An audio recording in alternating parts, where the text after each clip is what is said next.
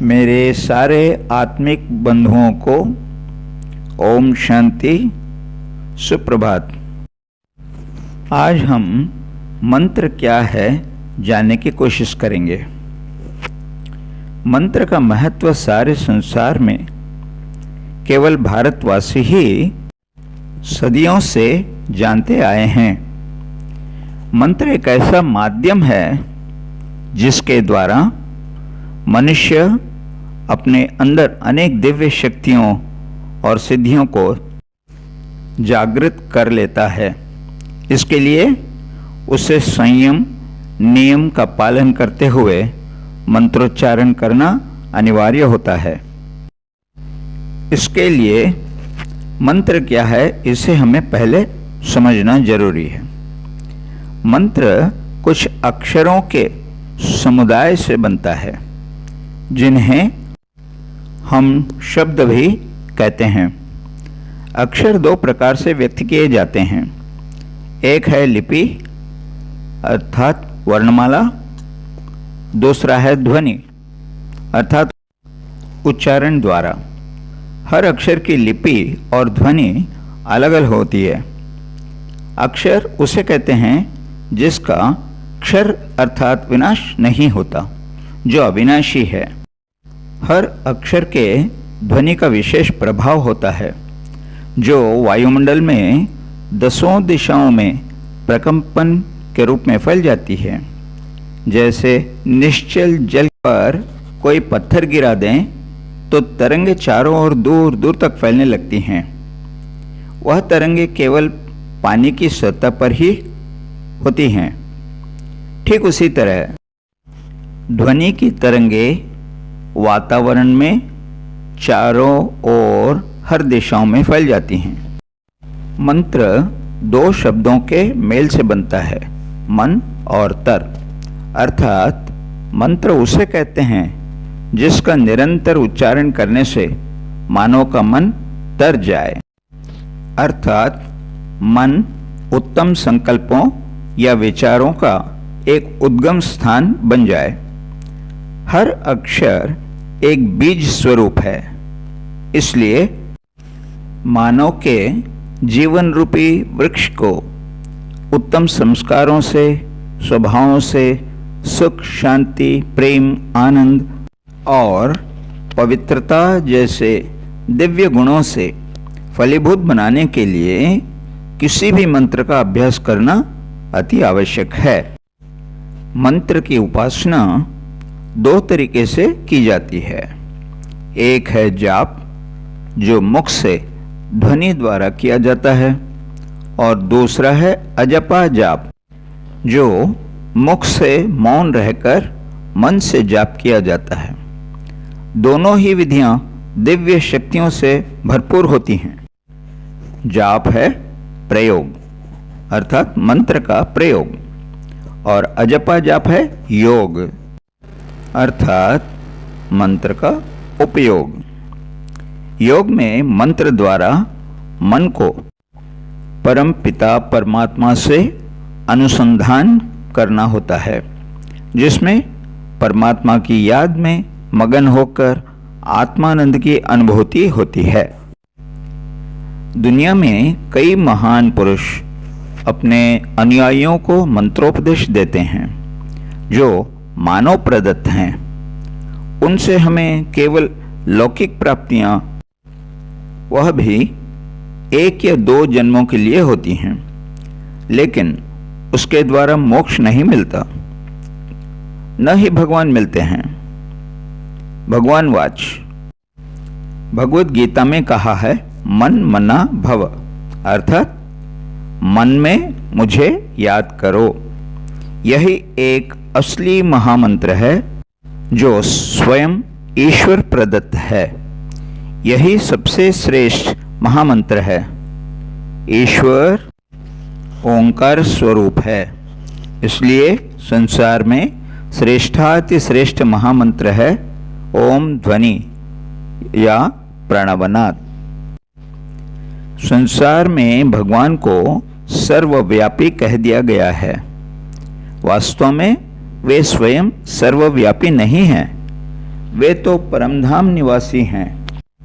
उनकी सर्व शक्तियाँ 5 तत्वों से बनी हुई इस दुनिया में सर्वत्र व्याप्त हैं।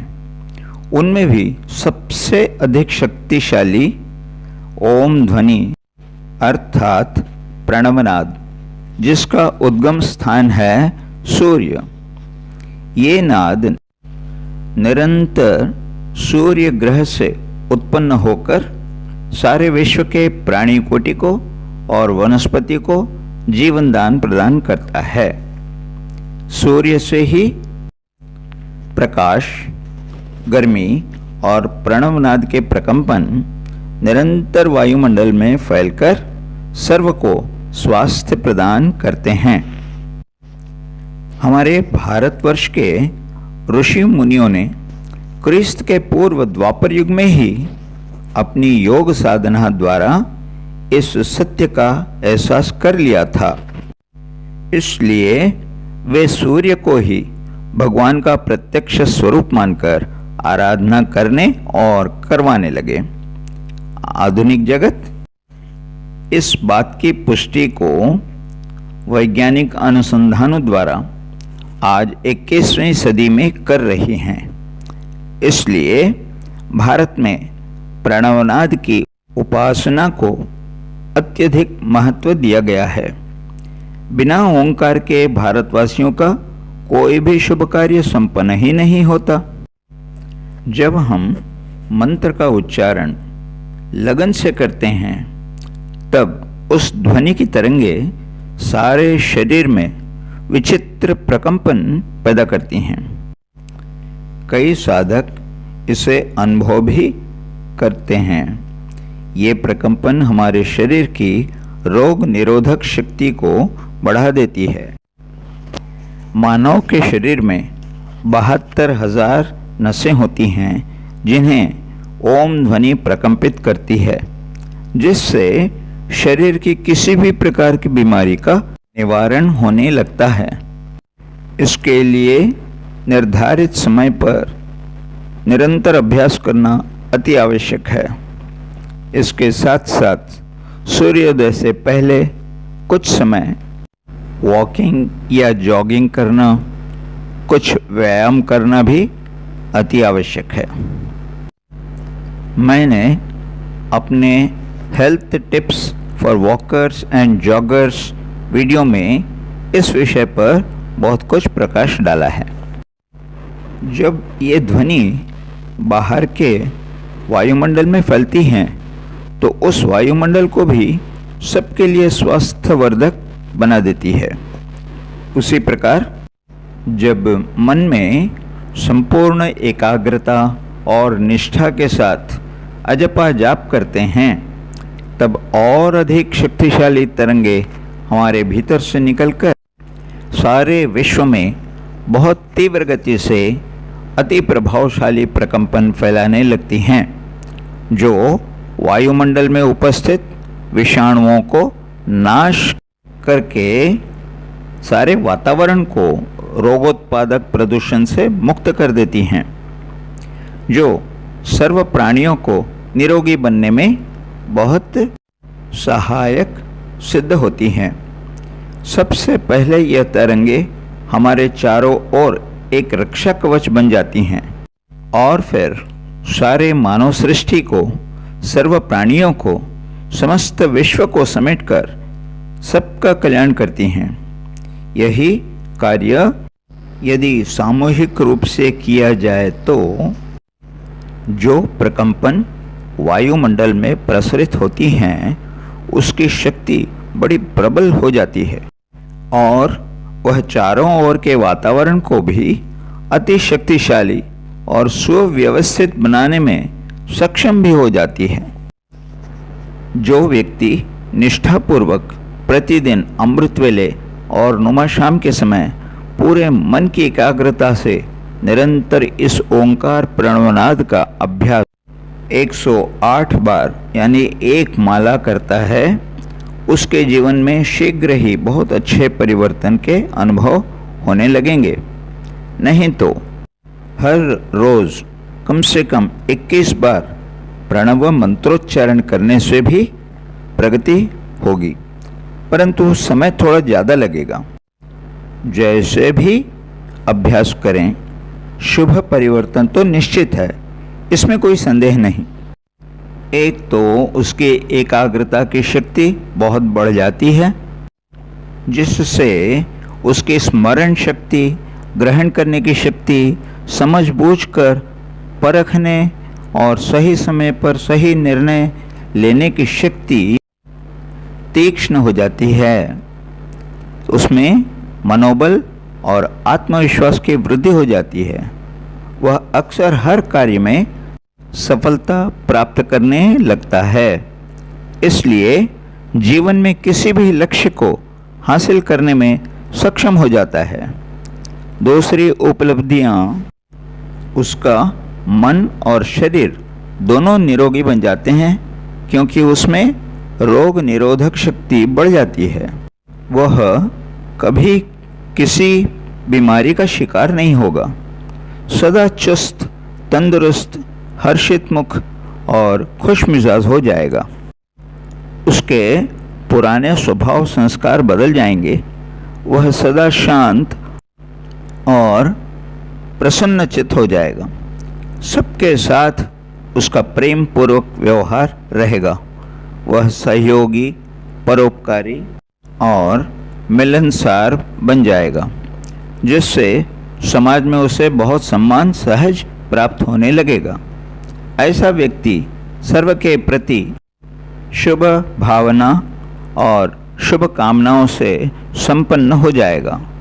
संसार में अनेक दुखी, अशांत, भयभीत, बीमार, परेशान और निराश आत्माओं का मार्गदर्शन करने वाला, उनके जीवन में भी आशा की किरण जगाकर उनका मनोबल बढ़ाने वाला एक मसीहा जैसे बन जाएगा। इस प्रणवनाद के लगातार अभ्यास से व्यक्ति के अंदर आत्मा की अनेक दिव्य शक्तियाँ जागृत हो जाती हैं।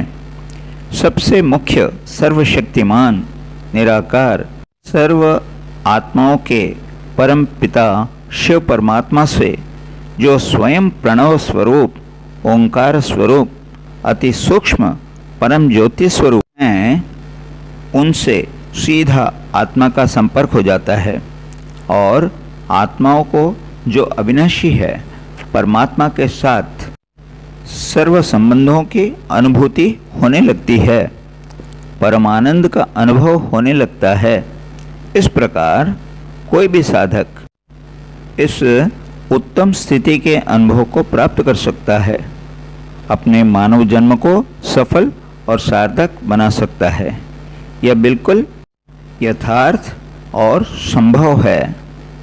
इसके लिए साधक में केवल दृढ़ निश्चय, भगवान पर अटल विश्वास और मन में लगन होनी चाहिए। इस साधना से शरीर की रोग निरोधक शक्ति इतनी प्रबल हो जाती है कि प्रस्तुत कोरोना जैसी किसी भी महामारी का प्रभाव हम पर हावी नहीं हो सकता। इस वीडियो द्वारा मेरी यही आशा है कि आपकी यह साधना सफल हो और आप परमात्मा की छत्र छाया में सदा स्वस्थ, सुखी और सुरक्षित रहें। इन्हीं शुभकामनाओं के साथ आपका शुभ चिंतक बीके विजय भास्कर। यदि आपको यह वीडियो उपयोगी लगे तो मेरे इस चैनल को ज़रूर सब्सक्राइब करें, लाइक करें और अन्य सभी के साथ शेयर करें और उनका भी कल्याण करने में मददगार बने। यही आत्मिक सेवा है। धन्यवाद। सर्वे जना सुखिनो भवन्तु। ओम शांति शांति शांति ही।